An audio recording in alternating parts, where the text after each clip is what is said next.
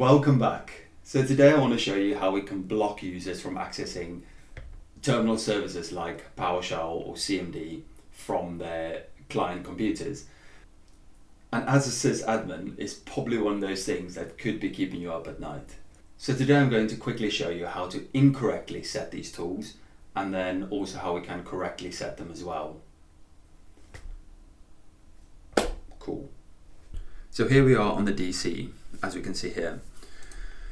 So for this, we're going to go to group policy management and we're going to set some group policies. So first thing we're going to do is if we come to the OU users, remember this is how not to do it. So we're going to call this bad policy and we'll link it to OU users. And if we edit that and we come to user configuration, because we've linked it to OU users, this is probably where we're going to do most of the policies. So we come to policies, administrative templates, and then system. And if we click on system and then come down, I'll just open this up. And if we come down to, let me just drag that across. Okay, that didn't give me much more, but anyways, come down to prevent access to command prompt. So we can enable that. We can leave this option no for now and then apply and OK. Now we can do the same thing for PowerShell and we can come here, don't run specified Windows application. We can enable that. And in here, we can just put PowerShell.exe. And I know we've got other ones like, obviously we have PowerShell isc.exe. And I mean, you can put cmd.exe in here as well, and you can put pwsh.exe if it's PowerShell 7 or even Windows Terminal. But I'm just going to do these two for now. I'll click OK on that and apply and OK. So now what we've done is we've configured to not run PowerShell and to not run command prompt on the client machine. So if we come out of this, and we can see that this policy is linked to OU users and is link enabled, so it will work basically. And it's attached to authenticated users. If we now switch over to the client, so in here we can, if we do CMD, try and open that, we can see here that command prompt has been disabled by administrator as we expected. If we try and open, let's say PowerShell, or try and run it from here, command prompt, we'll get the same thing. If we try and do PowerShell, we can see we get the same thing as well. Now you might think, amazing, that works perfectly, just as we expected. But I'll show you now. If we come to C Windows System 32 and we scroll down to Windows PowerShell, and let's say we copied this and we just pasted it out here, right? If we try to open this, we get this error. But if we can, the way we can get around this, if we call this anything else, PS, and it works. And the reason it works is because it's just based on an actual file name. And so as we can see, that is not ideal. Now yes, we could also maybe restrict the C drive so people can't copy that over, but that's still not the best way to go about this. Now, what is the fix for this? The fix is to use AppLocker. But I'll also show you why that is not the entire fix. You need a little bit more. But AppLocker is something that will set specific rules. So you can block executables, you can block scripts, you can even block DLLs. So it goes a lot more granular as to things that you want to block. So we'll have a look at that now. Here we are back on the DC. Now because AppLocker lives in computer configuration, we are going to link it to OU workstations. So if we create a new GPO and we link it here, and we'll call this AppLocker. Yeah, call that AppLocker and we're going to edit that. Now the thing with AppLocker is we need to start the application identity service, because without that AppLocker just won't work. So before we get to AppLocker, we need to actually go to computer configurations, policies, Windows settings, security settings, and then system services. So if I open this up a bit bigger so you can see, so system services, and then what we need is this application identity, and we just define that and set it to automatic. So that will start the application identity service. Now, to get to AppLocker itself, we go to Windows settings, security settings, and then application control policies. And here we can see AppLocker. Now AppLocker has got certain, like I said, certain rules, but before you actually set the rules, it's got something where you can right click on it and then go create default rules. Now creating default rules is crucial in AppLocker, because if you don't set default rules, things will break. And as we can see, there's certain rules like allows members of everyone group to run applications in the program files folder, which is something that you want. And then same for the Windows folder, and then obviously administrators has got all files. You can do that for each one of these rules. Now what we want to do is we want to create a new rule, and we can click skip this page by default so we don't see it every time, and then deny, and then instead of putting everyone, we can select and just do domain users. And we'll come to this again in a bit, but for now we'll click file hash and we'll browse to PowerShell. So this is System32 PowerShell. And okay, I can do obviously PowerShell, I can do CMD, I can do PowerShell ISE, and then also you need to probably block PowerShell in the 32-bit version, which is going to be in, instead of System32, it'll be in syswow64. And then if we come down to PowerShell, and then that one as well. So we can block those two. Well, I'll do those two for now, but you can block all of them. I'm just not going to do all of them at the moment. Well, actually, I'll do CMD as well. Yeah, I'll do CMD as well. Okay, CMD as well, but I'll leave ISE out for now. Okay. Now, if we do next, and we'll just do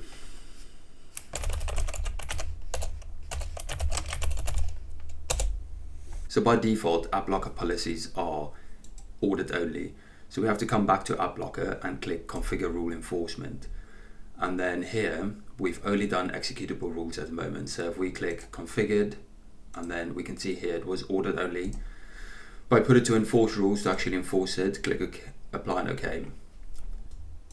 And if we come back to the client now, we can try all those things again. So we can try and open PowerShell. So we can't open it from here because it's just not going to allow us to do that. So if from here we try and do PowerShell, I'm just going to focus mainly on PowerShell now, but it's the same for all of the others as well. We're trying to open from here, we can't. We've obviously copied it to here and renamed it like before, and we get the same error, which is great. Now, this all works perfectly. The problem with a file hash is because it's a hash, if we do any updates or patching of a binary, it's going to change that hash. So you'd have to go back into AppLocker and change the hash again, which is not very dynamic. But these hash rules are more often used to block known vulnerable versions of binaries. Now the better way, which we'll look at in a minute, is instead of using file hash rules, we can use publisher rules. And because Microsoft signs all its binaries, this rule uses digital signatures, and it's a more secure way because it doesn't matter if the file hash changes or if there's an update to the binary, this rule will still take effect. But before we look at AppLocker's publisher rules, I'll just show you how we can bypass, because at the moment this looks pretty secure, right? But I'll just show you how we can bypass what we've done here by using LOLBins. And LOLBins is living off the land binaries. They're pre-installed binaries that comes with Windows, and because they're pre-installed and they trusted binaries, plus they can also run commands, they are more often exploited by hackers. And so I'll just show you how we can use one or two of them in order to bypass what we've just done. So on here on the client, we'll create a new shortcut. And in the location, we're going to use one of these LOLBins.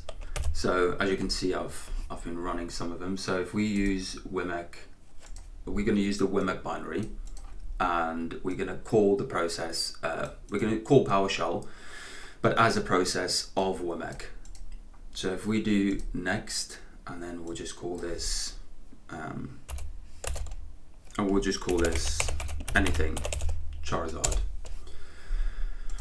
So now, if we run this, if we have a look at this first, properties, we can see the target is WMIC.exe, so it's found it, and we're going to call PowerShell. So if we double click this, we're into a PowerShell session.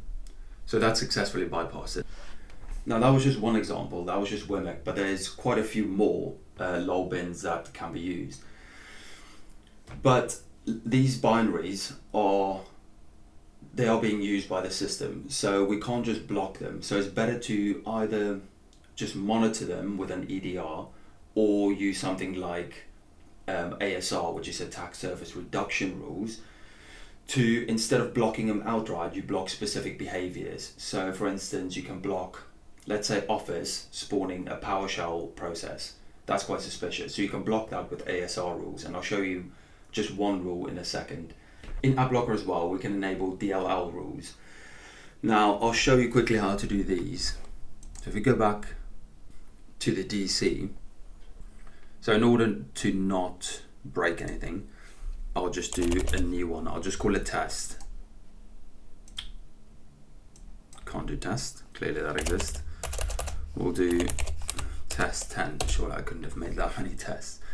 So if we go to test and we look at that, and we'll go back to AppLocker, let's make this a bit bigger. So go back to AppLocker,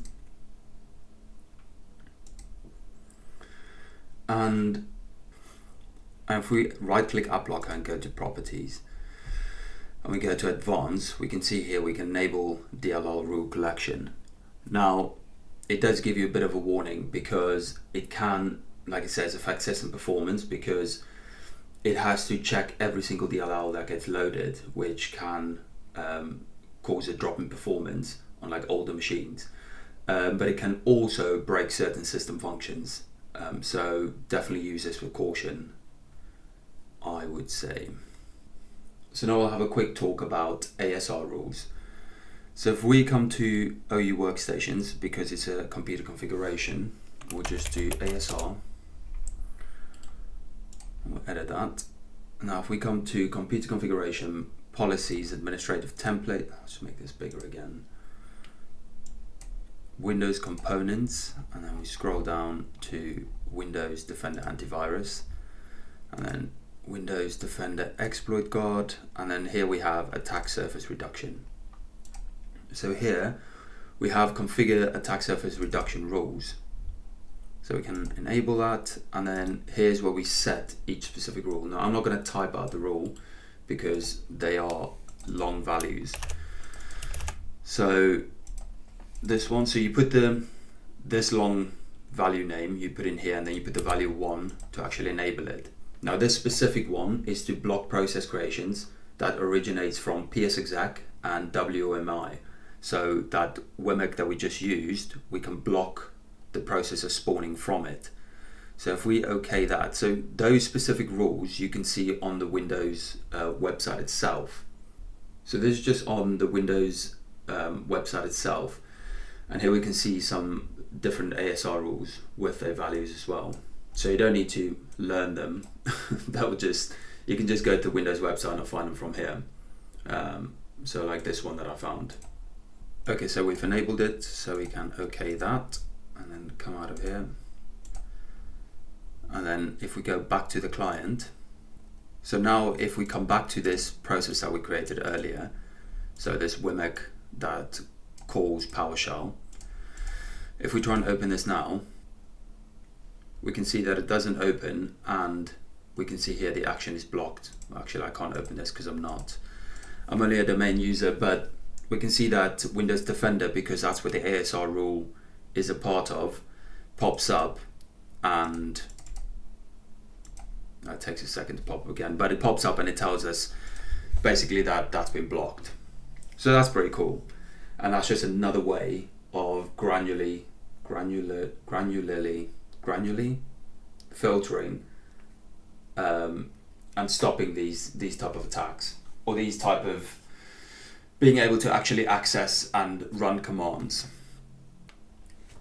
Now through AppLocker we can also, or AppLocker does it automatically, but configure PowerShell constrained language mode, so certain functions can't be run, so certain like .NET calls and stuff can't be made, which is things that hackers would normally leverage.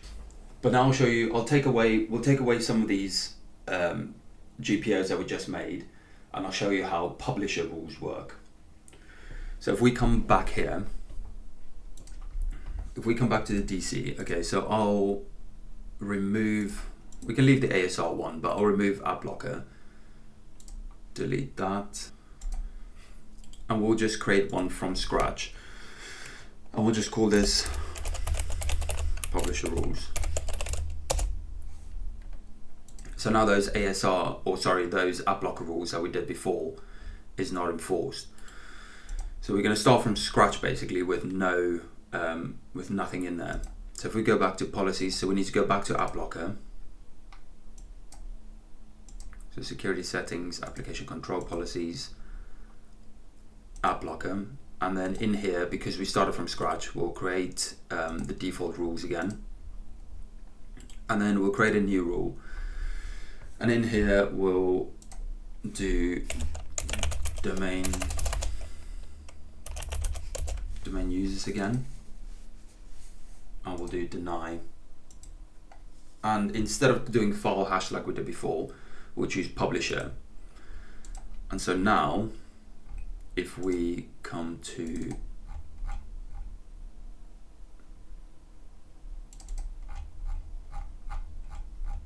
I'm not going to do all of them, I'll just do one. I'll just do PowerShell. So instead of doing, ISC and CMD and terminal, whatever.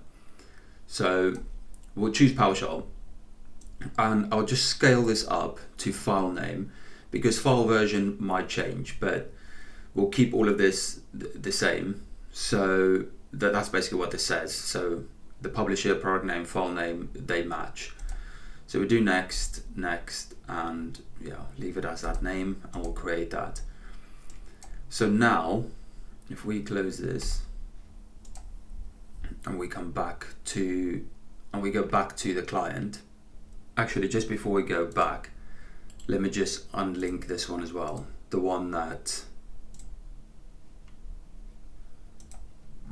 basically stops command prompt, just so I can show you command prompt works still. So we'll unlink that one, and we'll go back to the client. Now on the client, if we just run CMD, we can see that it works again now.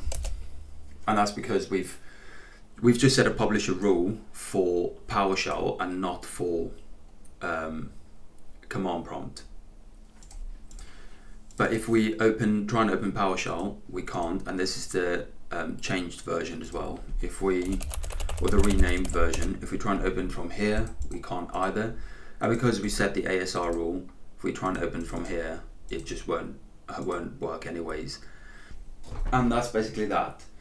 So what to take away from this is, if you want to use, so the best thing to do will be, if you wanted to use AppLocker with publisher rules, and also then incorporate ASR, which is the attack surface reduction rules. Because you can use file hash rules, but like I said before, if you want to block certain legacy apps that's been outdated, but that's still on the system, you can use ones that's not going to get patched or get updates. You can use file-based rules for that. But the best way to do it would be to use the publisher rules and then add ASR rules to block any processes spawning. Yeah, I'm just trying to over-explain now. Basically, that's the way that I would do it. There's a lot more ways to harden a system. I talked about some different ways on a previous video, and there is a lot more ways to do it. But the aim here was mainly to look at AppLocker, and then we just quickly look at the ASR as well. But yeah, I hope you had as much fun listening to me talk about it as I had trying to bypass some of these. So yeah, until next time, thank you for watching.